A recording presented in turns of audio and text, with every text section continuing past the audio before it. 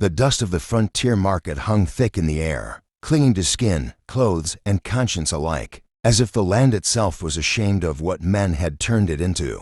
Wooden stalls creaked under the sun, cattle lowed in the distance, and the smell of sweat, gun oil, and desperation mixed into a single breath that burned the lungs. Chains clinked softly near the auction post, not loud enough to disturb the laughter of gamblers or the shouts of traders, but loud enough to be heard by those who still listened with their souls. She stood there barefoot, wrists bound not with iron, but with rope, her dark hair braided tightly down her back, her face calm in a way that unsettled every man who dared to look too long. She was Apache, and she was being sold. The auctioneer cleared his throat and raised his voice, calling out numbers like he was selling livestock. But something in the crowd felt wrong today. This woman did not lower her eyes. She did not beg. She did not tremble. Her gaze moved slowly from face to face, measuring, remembering, judging. Each man who met her eyes felt an unexpected heat crawl up his spine, like he had been weighed and found wanting. She had been captured during a skirmish months ago,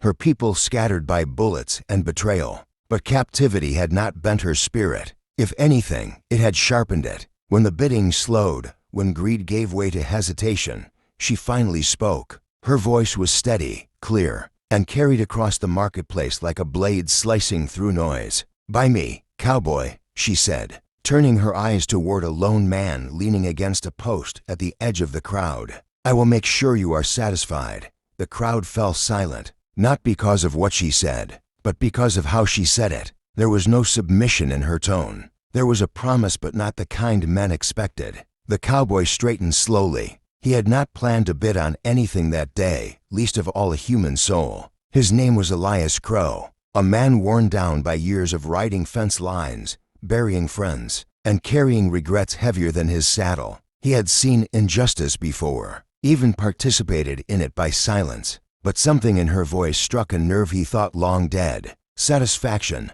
he realized, did not always mean pleasure. Sometimes it meant truth. Sometimes it meant reckoning. He raised his hand and named a price. The auctioneer barely hid his surprise as the final call rang out. The rope was placed in Elias's hand, and the transaction was done. Around them, life resumed, coins clinked. Laughter returned, but the Apache woman did not move until Elias did. When he finally turned and walked away, she followed without resistance, her steps confident, her head held high. To the watching world, she had been bought. To herself, the game had only just begun. As they rode away from the market, silence stretched between them like a testing ground. Elias did not look back at her for a long while, unsure what he would find if he did.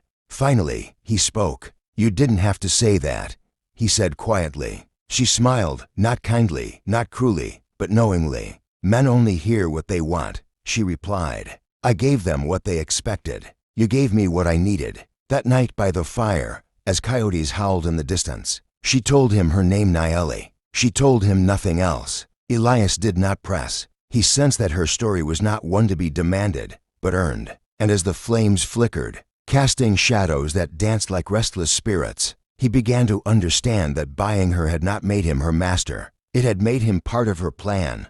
The land changed as they traveled north, from scorched plains to rocky hills where secrets hid easily. Nayeli watched everything: the sky, the birds, the way Elias checked his rifle at dawn and stared into the fire at night. She learned his silences and measured his regrets. Elias, in turn, began to see beyond the labels forced upon her. She was not property. She was not broken. She was waiting. One evening, as a storm rolled in heavy and sudden, Nayeli finally spoke of satisfaction. "You wonder what I meant," she said, her eyes reflecting lightning. Elias nodded. "I don't think it's what the others thought."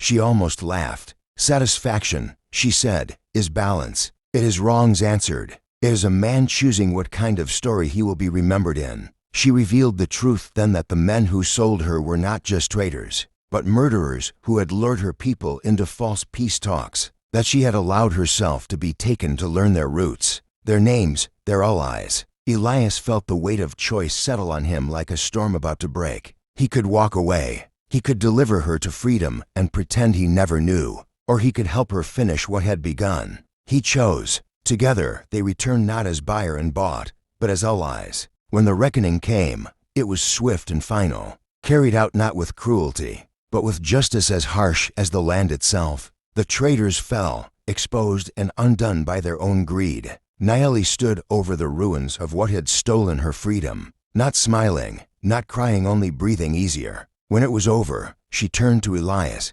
"You are satisfied now?" she asked. He shook his head. "No," he said, "but I'm awake." She nodded. That, she said, was enough. At dawn, they parted ways. Nayeli returned to her people, carrying knowledge that would protect them. Elias rode on, changed forever, no longer able to ignore the weight of his choices. The land did not forgive easily, but it remembered. If this story moved you, challenged you, or stayed with you even a little, don't let it end here. Subscribe to the channel, because stories like this are not just entertainment. They are reminders of who we can choose to be.